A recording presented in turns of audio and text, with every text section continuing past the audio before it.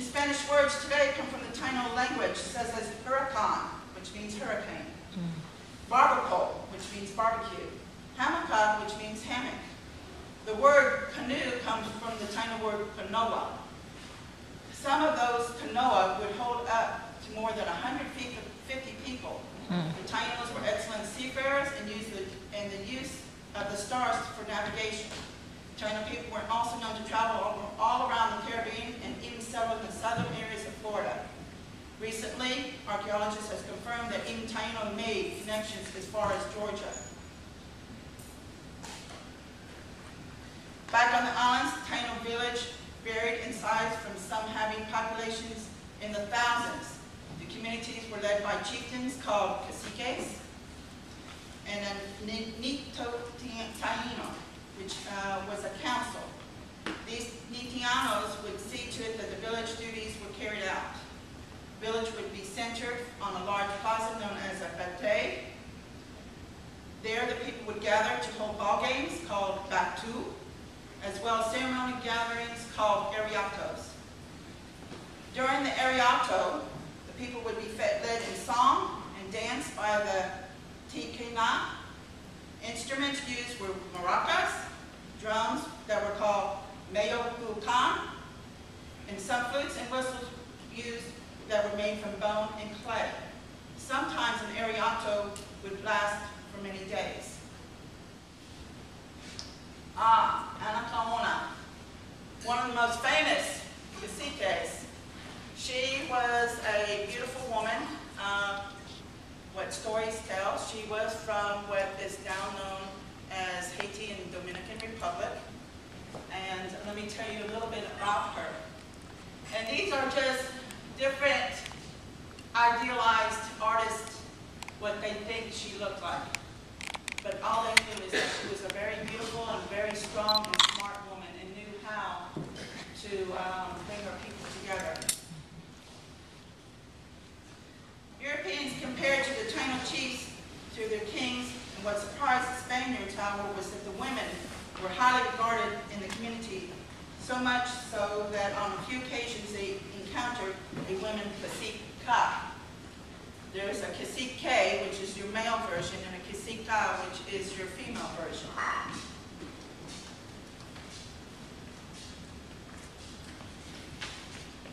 One of the most well-known female cacicas was Anacaona of Hispaniola, which is the island of Haiti and Dominican Republic today.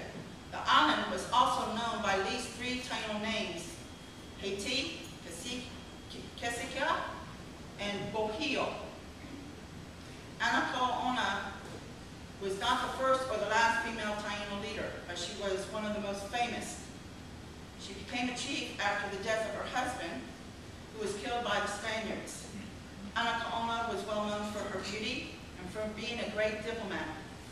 She was well respected by other Taino leaders. She was also known as a great Tehekina, who was only present at traditional ariatos. Handed down over generations, but she was even choreographed new ones for visiting Spaniards. Like many Taino chiefs, Anacaona consistently tried to build good relationships with the Spaniards to avoid war. Once she had gathered over 80 chiefs, and I don't know how many have read history of the Dominican Republic and Haiti, but she had gathered over 80 chiefs to try to work out a treaty with the Spaniards, and they were ambushed. And the 80 chiefs that she had brought together from the different villages in the Haiti Dominican area were burned, were put into what we call a bohio, which is a round house, and was guarded on all sides and set on fire. Anacaona was spared, was put on a mock trial, and was hung by a tree. And all she wanted was peace and to work with the people, work with the Spanish. She wanted her people to continue on, and instead the atrocities that were forced on her and the 80 chiefs is one of the most horrifying if you look inside your heart, it would break your heart. I'm going to end this by saying that I stand here before you today as a Taino woman. I will also stand here before you today that we are all related. There's no difference between any of us. We embrace every part of who we are. We just choose how we walk our walk. Good evening, everybody. I'm glad to be here this evening, and we want to thank both of these for coming up, these sisters and things like that, and for cracking the teeth with me, the other Nation about who's going to be who. Now, recently, I went to the Dominican Republic, and so I found it divine order when I actually saw what country the Lord was going to cover this year. I said, oh yes, and then after I went, our Minister of Information had to leave for a week. She went, okay, and neither one of us knew we were going there, okay? And so what I found interesting is the dynamic that we see, especially in this city. And my good buddy left out to do other business, but the man knows he and I talk about this a lot, is the hidden in plain view aspect of the indigenous cultures of the people in tourism-related areas, like Charleston and the Dominican Republic. And so I mean that to mean anyone of African descent, whether it is the mixture of African descent, like in the case of Taino, or directly saying I'm an African, like you're saying with Haiti, right? How subverted it is. Right. And so I wondered, with both of your work, has there been any movements you've noticed surrounding the tourism identity and interpretation thereof of the Dominican Republic? Because just being there a couple of months ago, I wanted to act like a basic everyday tourist. I tried to hide my identity as the leader of the Gullah Geechee Nation as much as I could, so that I could be treated like we treat everybody else around here. Right. Kind of didn't work for a little long. But I got to asking people, well, where were the slaves? You know, where is that area? Could you show me? Were there African people here? You know, just asking that kind of question. And it would be things like, oh, they were here, but there are no places like that anymore. You would have to go way out back by the airport. There's one place and this kind of answer. Or then one or two people would say, well, we know we're African. You know, and they point to this, we know there's African in us. You know, and I wondered, did they answer because of the way I look? You know, because they look like you, but then they would give me that answer, and I said, well, what do you tell the other person that comes, that's blonde, right? So I wonder about that. So you both nod. Yeah. But what is happening with that? Because I didn't see much. Okay. Well, I can only speak for the areas that I've been into. There is no structures, so to speak, but ask where the caves are. That's what they told. You can go to the caves. Yes, that's what they said. Because not only did the Tainos hide in the caves, but the Africans, because they joined forces together, because they had a common similarity, they had a common goal. They were both being enslaved. They were both being tortured. They were both being killed. They were both being forced into a certain religious box. Understanding something about indigenous people, whether they're from Africa or Asia or the Caribbean islands, we think outside the box. And with all due respect, and I mean this, with all due respect to the Europeans, they don't think outside the box. I have never met, and I can say this honestly because my mother is German, they don't think outside the box. They have a set thing that they're going to do, and they keep that right there. Where we think outside the box, we think of the possibilities of what can be done, what kind of, the resurgence, the Taino resurgence is a movement of our people, and like I said, our DNAs, we have African, we have Spanish, we have Taino blood in us, but the resurgence is reclaiming who we are and adopting and taking in all parts of ourselves and saying, we're the new people. We are still the first people, but we are also the new people. So when we move, we know how to move our hips, We know how to use our arms. We know that we have this. We know how to be there, because I'm sorry. We have it. Don't be sorry. And I don't know. Don't be sorry. No, my husband says no, but I like that.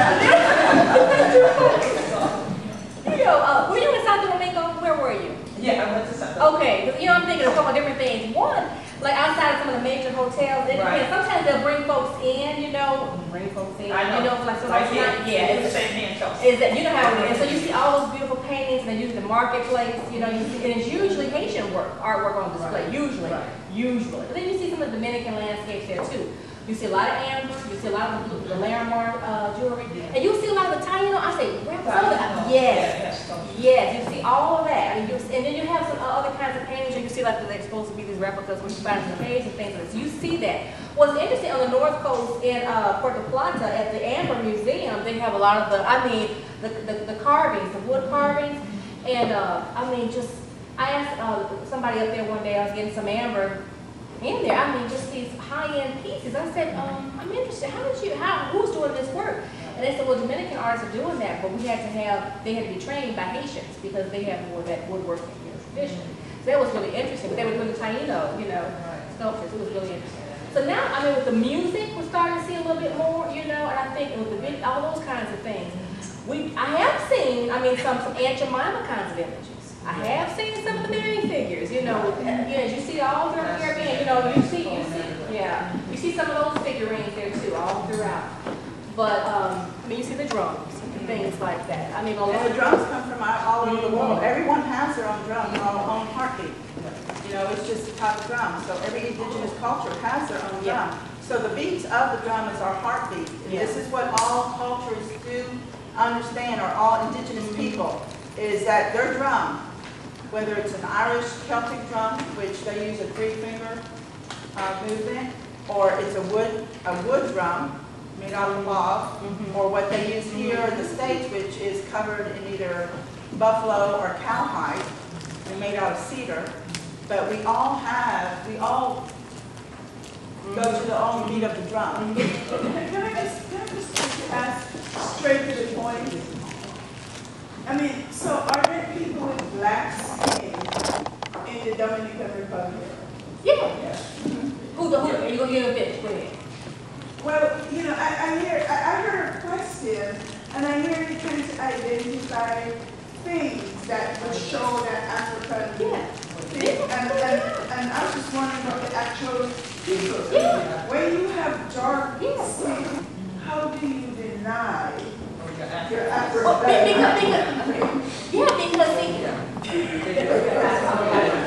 Because again, they would call themselves Indio Oscuro. They would use that classification. And they would say again, generally speaking, there are people who don't do that now, but I'm just saying, what they have learned, what folks have learned, the Haitians are black.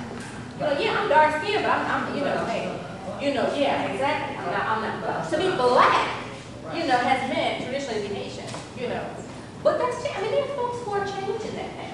But I was going to say, there's African Americans that do that exact same thing. Exactly, that's what I'm trying to say. Exactly, that's exactly right. But it's funny thing, because in Egypt there'll be really black skin. And when you ask them, they're right for their race, that they are white. Because to be black is not acceptable. Right. And that's another thing, is what black means. What it means. Exactly, what it means. Do you remember what you were going to say? Oh, I was just going to say, one of the major things now, for tourism, a lot of what you see are these dolls, these faceless dolls. You probably saw a lot of those in the Dominican Republic. A lot of these ceramic, I talk so fast, y'all, sorry. These Dominican ceramic dolls. And so the different skin tones, and they like to represent like the compost, the countryside, right? So that's really what it is. So you see those a lot now, too. So I'm just going to say that. We'll take one more question from the young lady back.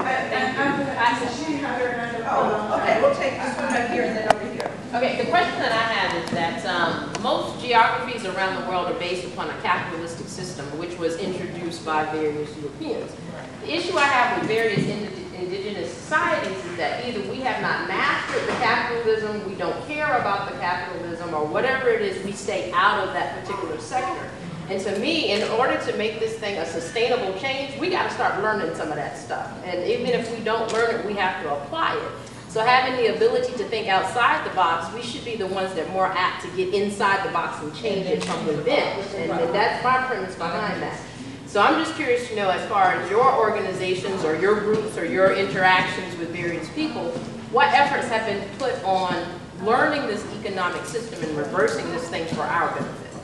Well, we're still in the process of working with the International Indian Treaty Council, which is part of the United States. And we also belong to the UN. And the main thing is, right now, we are working on treaties with Barbados. We've already got one with the Dominica, because we are a commonwealth. Where I'm from, we are a commonwealth of the United States, my people. Because I'm from Borinquen, which is known as Puerto Rico. Okay. And so we're working on treaties. So we're starting off slow because it's taken 500 years from 1492, so 510, almost 12 years of trying to just come back, saying that we did not, that we're still here. Again, it's behind the ear is, you're not supposed to be tell anybody that you were Taino. Anymore that here in the United States that you hear people say, well, I'm Black Dutch. There's no such thing as Black Dutch. Or they're Black Irish. There's no such thing. But that's because they didn't want that one drop of blood saying that they were Indian, or they would have been shipped out, put in boarding school, put into a government facility, which are all the reservations still here in the United States are known as and have a concentration camp number. So these reservations that people go for tourism have an actual concentration camp type number, like what they used to do when we were in war with Germany and Japan. And they took all the American-born Japanese and put them in a holding facility, a camp. So we're still working towards that. It's taken us a long time, and we had to prove who we were first. And it's only been a little bit over 10 years that we had to do that DNA, and so we had to prove that we were still here first, because the government says you do not exist, even though our ancestors and the oral story said that we were still here. We had to prove it. So we're starting a lot later than a lot of other cultures,